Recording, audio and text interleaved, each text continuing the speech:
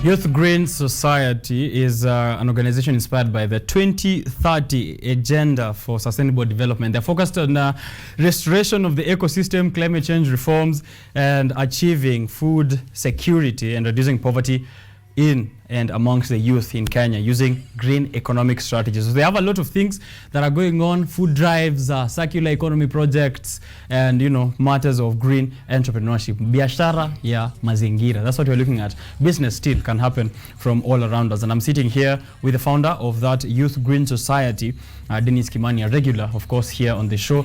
Always happy to have a conversation with him on how we can ensure that we are restoring our ecosystems. Na tunaishi in a planet, it's the only one that we have in this galaxy that we know of that holds life. Yeah. So far, because that's the only option we have until Elon Musk takes us to Mars, let's make sure that we are taking good care of it. Ama unasemaje? Salama kabisa. Si ndio? Kama pia tukienda Mars tuna take care of environment pia. Youth Green Society in Mars. Ni venye sasa sisi ni watu wa environment, bado tunaona hii kwenda Mars ina cause a lot of pollution to the earth also. Oh, yeah? Bado tuko na tadanishi, but the innovation is okay. Yeah, the innovation is okay. Yeah. They should also take a look at environmental effects. Yes. Na pia huko space wamekuwa kilita sana. I don't know if you're aware of that. Yeah, wamelita sana because of those fuels, the fossils. And the dead satellites that are left to hang out there. Yeah. Yeah, maybe I should start mine, Space Society. You'll become Space the Green richest. Society. You'll become the richest person in the shortest time possible. All right, so I resign my job immediately now. However, let's get into this conversation on the environment. Yeah. COP20, let's begin from COP26 to COP27, right? Sure. COP27 is coming up this year. Sure. I don't know if you have any personal preparations or society preparations that you've done, and what can we expect? What do you think we can expect from COP27 this year? Thank you, Richard. I'm also always humbled to be here this morning and all the times I've been here to discuss the environmental matters. To start, COP26 was way in last year November. This was in Glasgow, but the agendas of the COP26 were not met because the countries that have been affected by climate change, they were not represented. They were represented, but the agenda was not for the implementation was not kept on the table, right? And therefore, after COP26, there were need for the African countries who are affected by the climate change. Now we are seeing with Kenya in the northern counties, Ethiopia, Somalia, and part of Tanzania. We are the people who have been affected. So there were need for COP27 so that we can include the African financing for climate change. Yeah. All right. So do you feel like this year we will attain that goal? We are anticipating for that because actually it's true, our people are dying, our people are being affected by this. There's no food, there's year in, year out, droughts, floods. So I think coming this November when COP27 will be held, I'm wishing and hoping that an agenda will be put on the table and an implementation will be done to help these people and to reduce the lives that have been lost. Yes. Do you think that they've made necessary measures and steps to ensure that the agenda this year is well done as from what they didn't do last year? Yes, it's a collaborative effort. Sure. It's a collaborative one, and since COP26 I have been seeing some bulletins of negotiations that have been happening in different countries. The latest was in the MENA COP26 in MENA. These are Mediterranean and the Pacific countries and the Northern African countries. So the negotiations are still coming, but action will be done when financing will come to these countries that have been affected by climate. What I'm saying is that we don't need the ad hoc jackism that we are seeing. We are writing a lot, we are saying a lot, but we're holding a lot of conferences here and there, press but nothing is happening on the ground. People are still dying. Right. Yes. Nice. So we need to do more than just having conversations. Sure. And one of those things that you're doing, of course, you're engaging in green entrepreneurship. Yeah. Maybe speak to us about some of the activities that you've done there. And I know that the Green Circular, which is my favorite, which is my favorite project from you, also maybe touch a bit on that, and we get to see how all of us can be involved in green entrepreneurship. Thank you, Richard, for this time. I want to say that now the world is, we are having the World Economic Forum, And people are starting to think that you cannot have an economy that is thriving when the environment is sick. So even now, as we talk, before this bulletin, I was telling you that Elizabeth Oduti has been representing us in these economic forums, and she's there to at least to tell the people that environmental matters come with social matters, then economic. Right. As far as we only have one Earth. This planet that you're on right now. We are on right now. So when we weaken it, we don't have even a place for our social life. We don't even have a place for economic. So that's why I'm happy with the world is turning into green entrepreneurship. A lot of people are being taught about startups that are going like in the eco banana. I'm so happy with that eco banana, right? Because when you look at that aspect, I was loving it when I was at the launch, because this is both connecting environmental, social, and economic issues, right? So it's something that can span across all these things that they are trying to say are the priority. They're saying let's prioritize economics and the economy and forget the environment. However, you're saying that we can actually do from the environment to social to the economy. There's no green entrepreneurship without those. You have to include the social aspect, you have to include the economic aspect, and the environmental aspect. Because the environment is giving you the banana fibers. So you're using them for social, to help a child who don't have the pads. You see that you're also solving a social issue. And you're also helping yourself to put money in your pocket economically. Okay. One of the other ways that we can put money in our pocket through the environment and entrepreneurship is green bonds. How do you feel like that can also help the country in general and economies as well? COP26, I talked about COP26. These were a forum to try and see how we can finance these climate-prone areas. And so COP27 is coming for green bonds. It's bringing the finance to the people who are affected. So, and it will not just be coming without entrepreneurship. We'll have to have innovations. We'll have to have startups that can be financed for mitigation of the adverse effects of climate change. Like us now at Youth Green Society, we are talking about standing and operating procedures. Richard, let me tell you one sad story is that we are seeing our people die year in, year out because of drought. But we are taking them, when they are dying, it's the time we are taking our blankets, our food. We are seeing the Red Cross flying to Safaricom donating money, 100 million every single year. That is nothing. Band-aid. That is killing people. That is laughing at them. What you are saying is that let us have standing and operating procedure. There are no regret approaches. Like if it is somewhere that is slightly unexpected of floods, let's put there gabions. Let's put as a dam there. That is a standing operating procedure. You have used all your money for the dam at that time, but those people will never die again. Right. The same water that will be collected there, it will be used on the time of when drought. Drought. It will be used for food security, because these people will be collecting this water and using it to grow even the bananas for the fibers. Right. So it's a whole circle. All right. Yes. You cannot miss something and you expect the whole circle will be complete. Okay.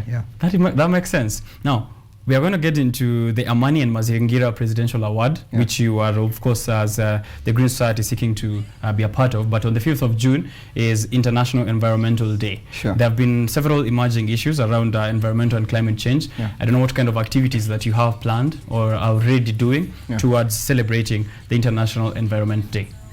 We are going to collaborate with the CBO in Kangemi. We'll be going to plant some trees there. Also at the River Nairobi. You know, River Nairobi passes through Kangemi down to City Park, and having some tributaries and joining lower side. So we want to start from the upper side so that we can join with the people who are coming this way. We are having a lot of youth groups. Now that only the youths have the energy, and you know, when you're talking about future generation, I am listening to leaders now that we're in a political season. They are talking about a lot of things. I will do this. Youth don't want anything. We want our environment to be sustainable. We want our environment to produce for us, because that is the only resource we have.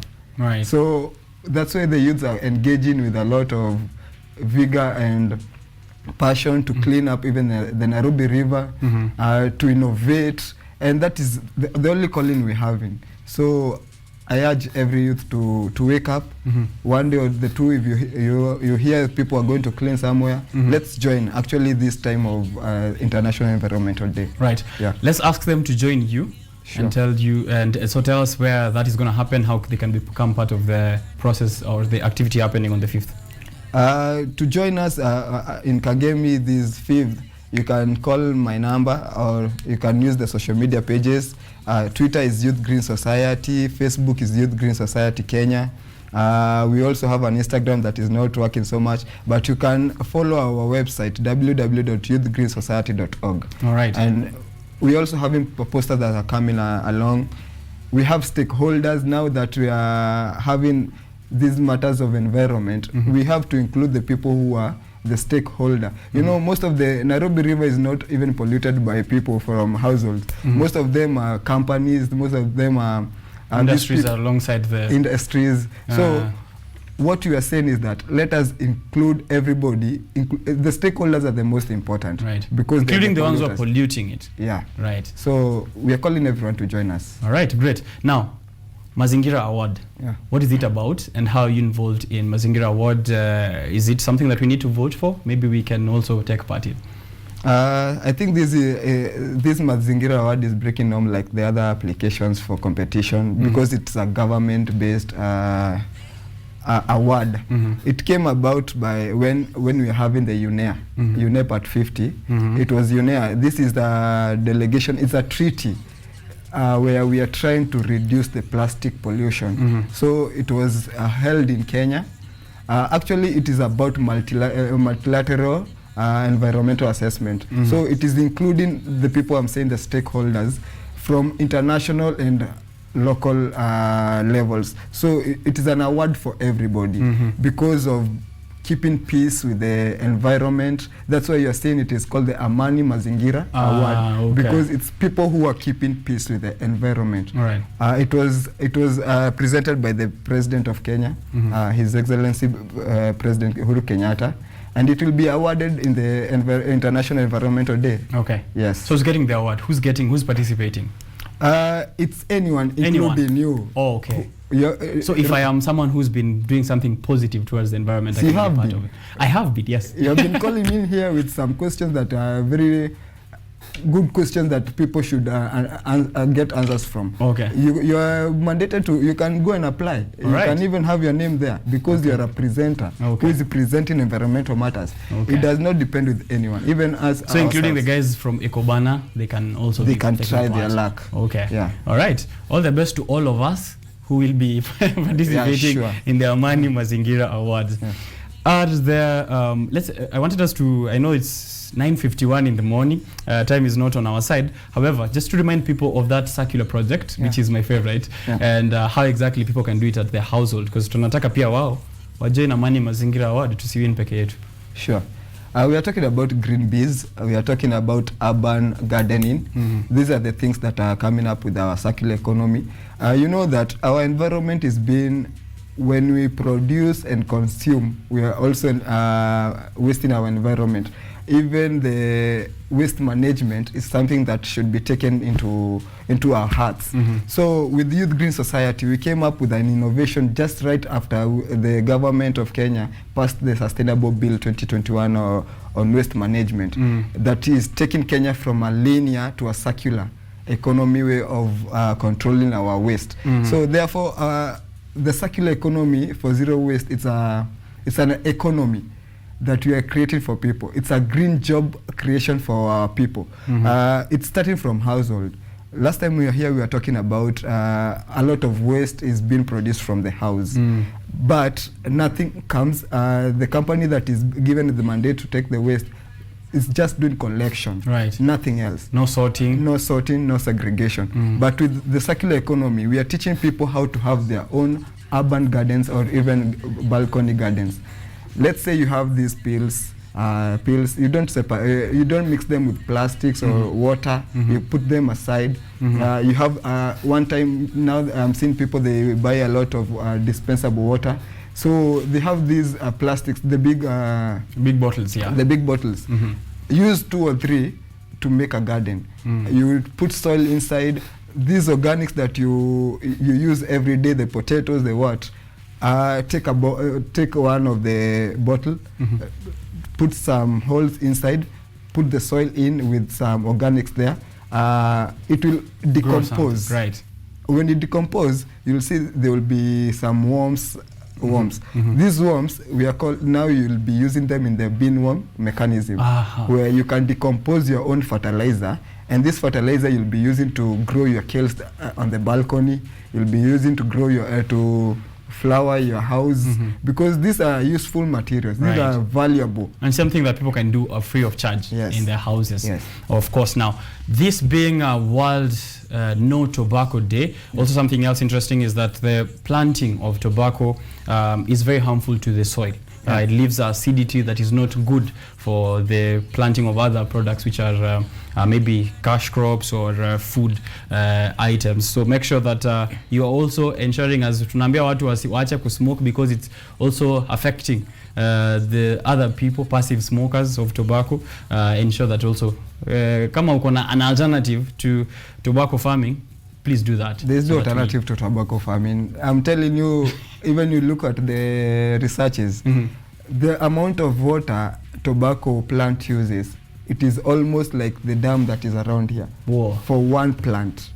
The amount of trees tobacco plants require for even landscaping of that area, you cut more than 1,000 trees that are grown. You see, tobacco comes with deforestation. It comes with drying of the land. So, and acidity. Acidity of the land. So ensure that in World No Tobacco Day, you're putting that into consideration as we head to the 5th of June, which is International World for commemorating the environment. Deno, masaa leo umetukimbiza, but tunajua ni regular. We always do this. Maybe your last remarks pale, as I also try and bring this show to an end.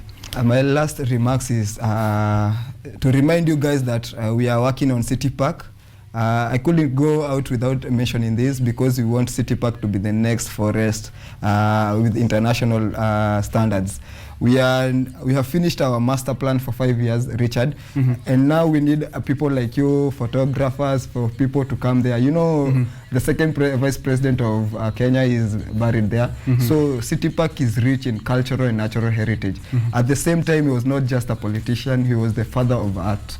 So I'm calling upon all the youths that are innovative. Let's come and conserve our environment at City Park through culture and visual and performing arts, as we preserve our world. All right, Dennis Kimani, founder, Youth Green Society. Check them out all over social media platforms. I'm going for a break, and then tarudi niangalie mmesema nini, and then we close this. I'm told we have to close right about now. It's 9:56 in the morning, so sadly, Deno, inamaanisha tuna close na wewe show. Wacha tufanye na wewe hiki kitu, si ndio? Ungekuwa co-presenter wangu. Sasa tunamaliza show. Ungesema nini pale? Nisikie. Ungekuwa wewe ni co-presenter. So we are trying to close the show with you so that we don't go for that break. Give us a closing to the show.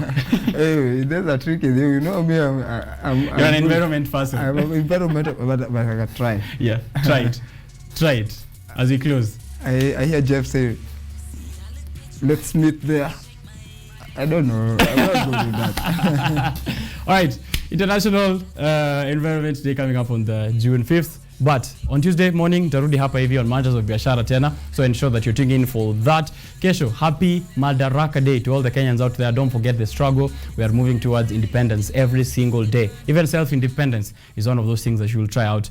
If you want to have breakfast in bed, sleep in the kitchen.